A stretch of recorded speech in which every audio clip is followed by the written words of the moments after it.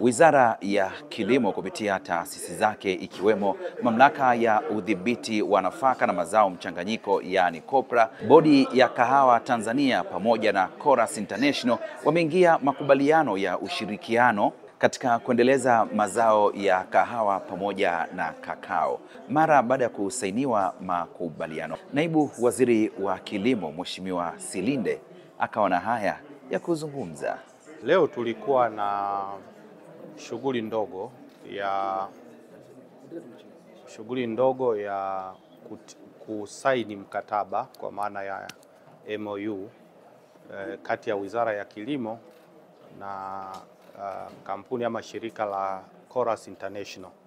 Na kwenye Wizara ya Kilimo tumewakilisha na Bodi ya Kahawa pamoja na Bodi ya Nafaka na Mazao Mchanganyiko kwa maana ya COPRA. Na mkataba huu unahusisha mazao makubwa hayo mawili kwa maana ya zao la kahawa pamoja na zao la kokoa.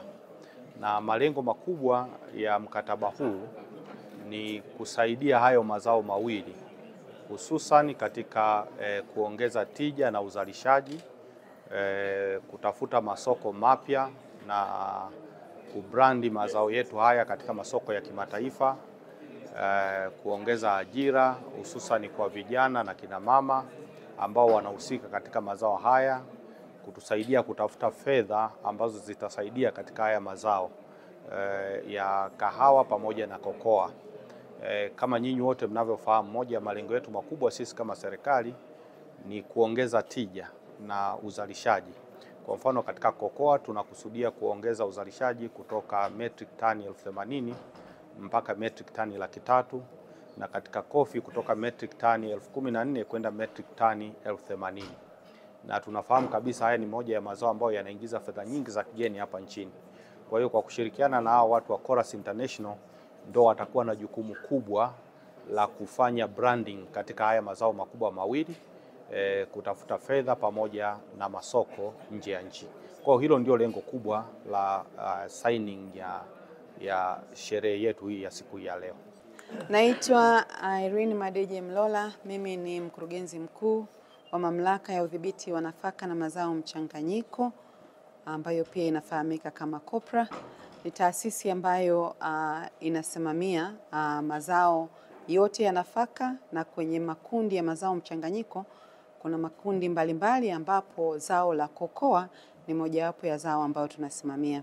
Leo hapa tulikuwa tunaingia mkataba wa makubaliano na taasisi ya Coras International.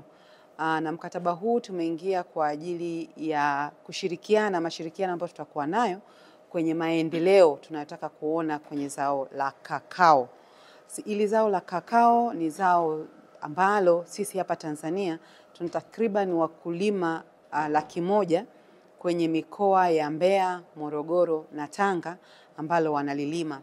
Na hivi karibuni tumeona jinsi ambavyo Tanzania tumeenda kujipambanua zaidi kuona tunaongeza uzalishaji, lakini vile vile tumeona fedha ambazo wamekuwa wakipata wakulima wetu zimeongezeka kwa sababu tumeona bei ya dunia ikiongezeka, na sisi kwa kusimamia vizuri ile mifumo ambayo inahakikisha kwamba mkulima anapata bei nzuri, ambayo tumeona tukiingiza hili zao kwenye mifumo ya stakabadhi ghalani na minada ya kidijitali kwa kupitia Soko la Bidhaa Tanzania, tumeshuhudia jinsi ambavyo wakulima wetu wameongeza fedha ya manunuzi ambayo wanapata kutoka kwenye zao hili.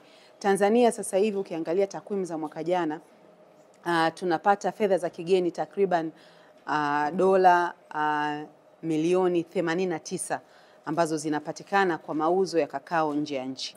Lakini hata baada ya kuwa na mafanikio kama haya ambayo pia yametokana na juhudi kubwa za serikali yetu na Wizara ya Kilimo katika mapinduzi makubwa ya kilimo ambayo yamefanyika, lakini tuna nafasi kubwa zaidi ya kuhakikisha kwamba tunaliendeleza hili zao kwa kuhakikisha kwamba tunaongeza area ya mraba ambayo inalima haya mazao, tunaongeza wakulima ambao waende wakalime zao hili la kakao ambalo limekuwa lina tija kubwa, lakini vile vile tunaenda kuongeza ufanisi katika kuhakikisha kwamba tuna mbegu bora ambayo inaletelezea kakao ambayo itakuwa na kiwango cha juu, ambayo itaenda kuhakikisha inapata bei nzuri katika soko la dunia.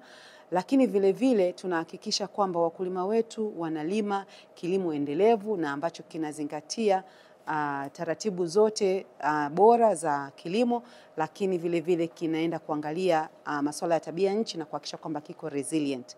Sasa mkataba tulioingia nao watu wa Corus watakuwa wanafanya kazi na sisi kwenda kuhakikisha tunafikisha malengo hayo, na malengo makubwa, kwa sababu sasa hivi tunazalisha takriban tani 14,000 za kakao kwa mwaka. Tunataka tuone by mwaka 2030 zinaenda kuwa tani 30,000.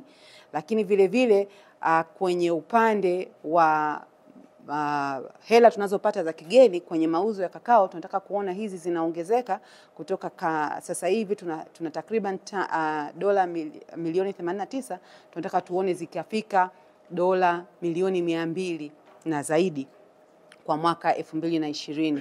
Lakini kitu kimoja kikubwa na cha msingi, soko la dunia, hasa soko la Ulaya, wameweka kanuni za Umoja wa Ulaya ambazo zinahakikisha kwamba ni lazima tuna usajili wa wakulima ambao umeenda kutambua mkulima analimia wapi, na vile vile masharti fulani ya kuhakikisha kwamba tunatimiza ili mazao yetu ya kakao yaweze kuendelea kufika kwenye soko la Ulaya.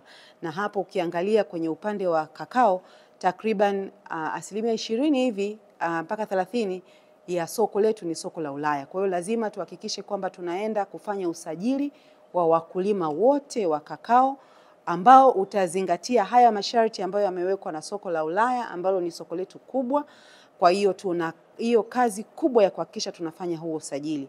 Sasa hivi usajili huu wa wakulima kwa kuzingatia haya masharti tumeshauanza kwa mikoa ya Tanga, na tunapoongea hapa wiki ijayo timu itakuwa imeenda mkoani Mbeya kuhakikisha kwamba tunaendeleza kufanya huu usajili, na baadaye tutamaliza na mkoa wa Morogoro. Naitwa Primus Kimario, mkurugenzi mkuu Bodi ya Kahawa Tanzania. Kama mlivyoshuhudia leo ni kwamba Bodi ya Kahawa pamoja na Corus tumeingia makubaliano kwa maana ya MOU, ambapo makubaliano haya ni mashirikiano katika maeneo mbalimbali yaliyopo kwenye mkakati wa zao la kahawa Tanzania. Tanzania kama mzalishaji wa kahawa namba 4 Afrika, tuna haja sasa ya kuongeza uzalishaji wetu, kuongeza ubora wa kahawa yetu, kutanua masoko ili kuweza kumpatia mkulima fedha zaidi. Sasa tumeona kwamba tunahitaji kufanya mashirikiano na mashirika mbalimbali, na mashirikiano haya yanawezesha kuongeza ufanisi ili kuweza kumpatia mkulima kipato kikubwa zaidi kuliko anavyopata sasa. Hivyo kuna maeneo makubwa 3-4 ambayo yanatizamwa katika makubaliano haya. Moja, kuongeza tija na uzalishaji. La pili ni kuongeza ubora wa kahawa yetu. La tatu ni kupanua masoko na kuongeza kipato kwa mkulima. La nne pia ni kuangalia mazingira ya biashara. Kwenye eneo la uzalishaji, kama mnafahamu, serikali inazalisha miche na kuwagawia bure wakulima, lakini tunaona sasa kuna haja ya kuweka mifumo madhubuti kuangalia uzalishaji huu unavyokwenda ili kuziba yale maeneo yenye mapengo, lakini pia kupanua maeneo mapya ya uzalishaji wa kahawa. Lakini la pili, tunataka sasa kwenda kupanua utafiti wa kahawa, kuweza kuzalisha tafiti za kahawa ambazo ni bora zaidi, zenye ukinzani dhidi ya magonjwa mbalimbali. Maeneo mengine ya mashirikiano ni kutumia uchakataji wa kahawa ili kuweza kuongeza ubora wa kahawa, zile CPUs. Kahawa wakulima 70% bado kwenye Arabica wanachakata majumbani. Kwa hiyo tunachokitaka sasa ni kwamba wakulima waweze kuchakata kahawa kutumia zile CPUs ili kuweza kuongeza ubora wa kahawa na kupata masoko speciali. Eneo la masoko pia tunaangalia soko la ndani. Soko la ndani tunataka tulikuze kutoka 7% kwenda 15%. Ni namna gani tutakuza masoko ya ndani, ni namna gani tutakwenda kwenye masoko mapya, lakini vile vile mwenzangu amezungumza hapo kwenye kakao. Kwenye kahawa pia kuna swala la sheria ya uhifadhi wa misitu ya Jumuiya ya Ulaya. Kwa hiyo ni namna gani tunaweza kutekeleza azma ya sheria hiyo na kuweza kuendeleza soko letu la Jumuiya ya Ulaya ambalo ni 45% mpaka 50%.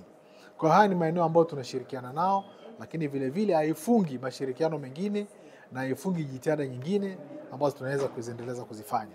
Mpaka hivi sasa ni jambo ambalo ni bora na tunatamani sana kulifanya kwa haraka zaidi ili kuweza kuwanufaisha wakulima na kipato kwa taifa kwa ujumla.